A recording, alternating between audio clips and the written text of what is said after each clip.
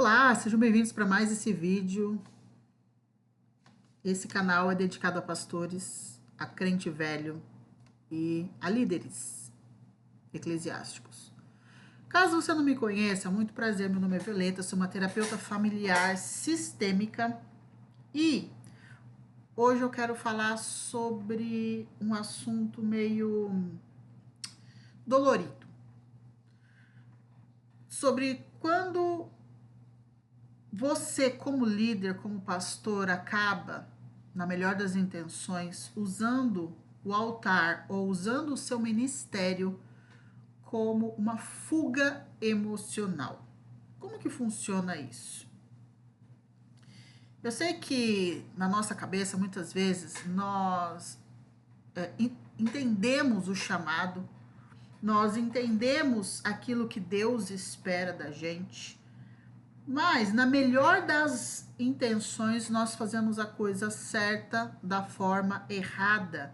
A motivação é errada. E toda vez que nós começamos a fazer uma coisa onde a motivação é errada, ela vai trazer para você peso, ela vai trazer para você doença no corpo, ela vai trazer brigas, problemas de todos os tipos. E afinal, Violeta, quando é que eu posso estar usando o meu ministério como fuga, ou eu uso o altar como fuga? Se você tá aí e não deu um like ainda, por favor, vai lá e dá o like, você vai entender aqui comigo como que são as trocas. Então, eu estou te dando uma aula, você me dá um like. Se você não for inscrito, também se inscreve. Bom, essa questão da fuga, eu, Violeta, observei bastante enquanto eu era adolescente. Toda vez que algum filho de pastor ou alguém na igreja queria se recuperar de drogas, queria se recuperar de uma vida promíscua ou de algo não muito legal na vida deles, o que eles faziam? Se jogavam no campo missionário, se inscrevia em alguma escola de missões. E lá nessa escola de missões, eles tinham experiências e vivências que transformadoras e tal. Mas, na verdade, eles foram para aquele lugar, não estou colocando em dúvida se o que eles viveram é real. Mas a motivação não era missões. A motivação era se entender. A motivação era se encontrar, a motivação era se livrar de um vício. Isso tá em todo errado? Eu acho que não, Só que, geralmente, qual que é um dos perigos disso? Quando a gente faz algo de determinada maneira, geralmente a gente tem uma tendência a fazer as outras daquela maneira. Isso é o princípio da inércia também, né, na física.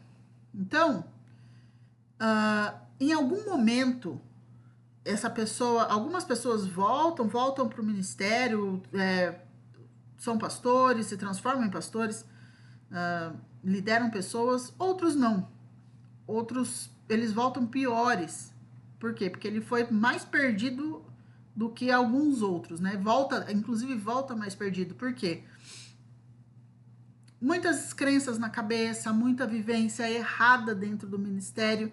E quando chega lá, ele experimenta uma liberdade. Quando volta para a igreja de origem, essa liberdade é meio que decepada e eles ficam insatisfeitos. Enfim, você já deve conhecer alguma história assim. Porém, tem algum outro caso em que eu posso utilizar o meu ministério ou o púlpito como uma fuga emocional? Sim.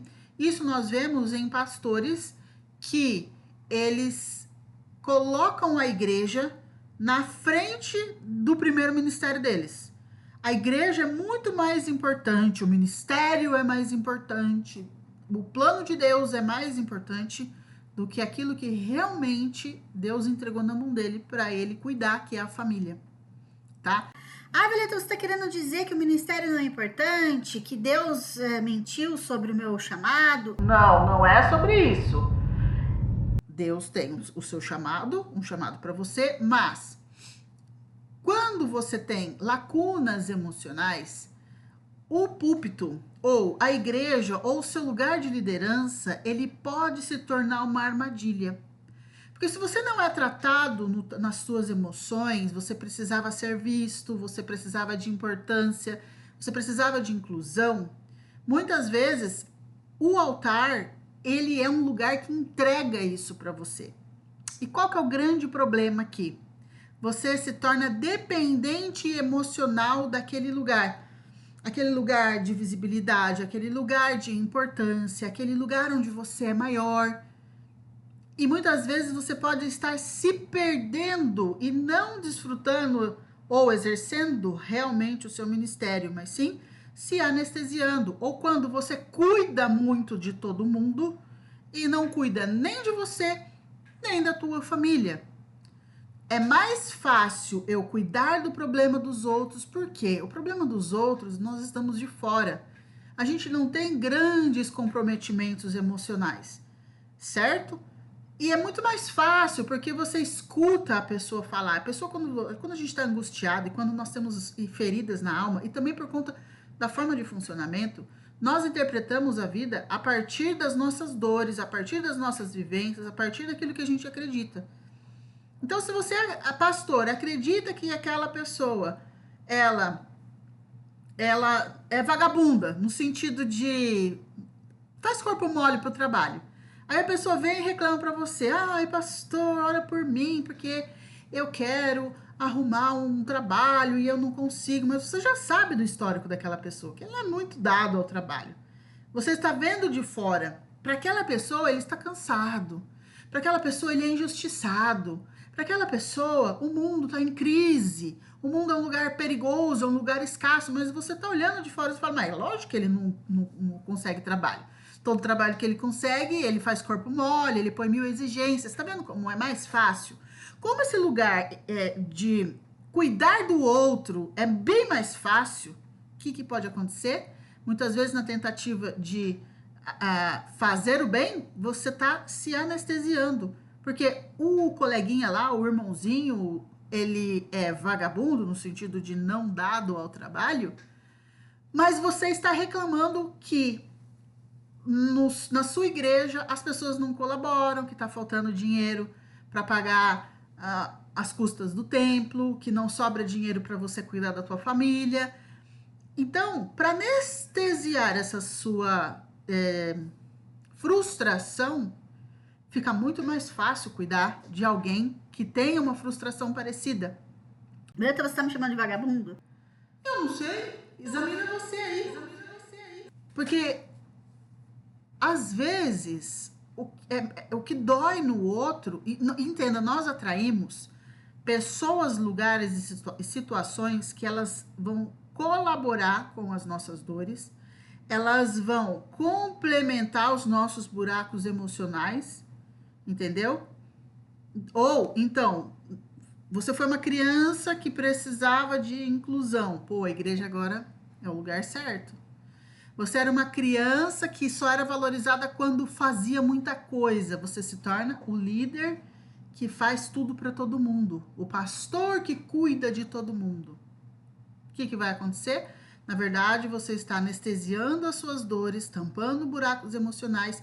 E se algum dia essas pessoas não existirem mais, esses problemas desses membros não existirem mais, o que acontece?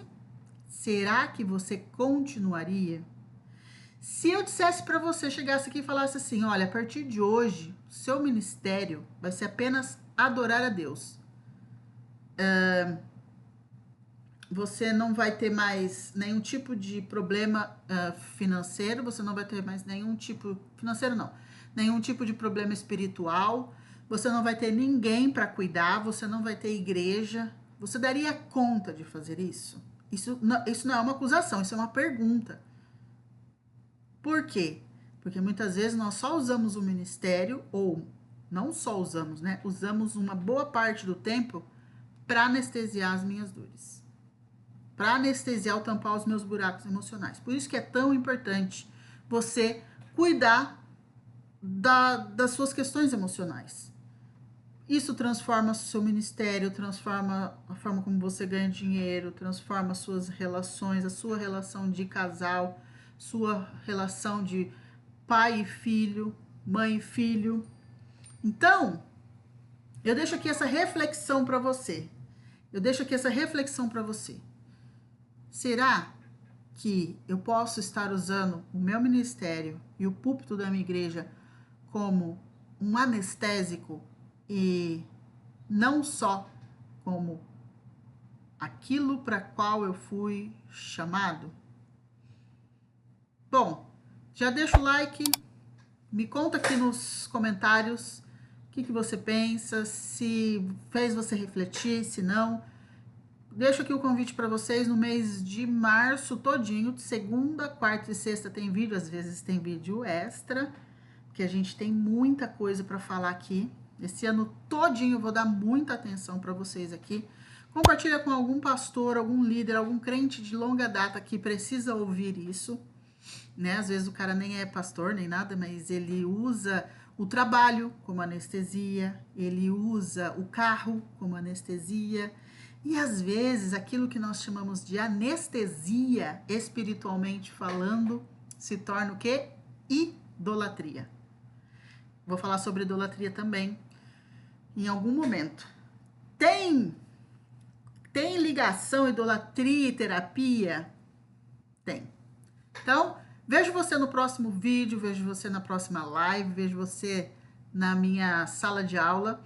Lá em abril teremos a mentoria Ministério em Fúria, tá? Para pastores que estão comprometidos em ter um ministério de resposta, comprometidos em ter uma família transformada para transformar outras famílias. Um beijo, um abraço e até nosso próximo encontro. Tchau.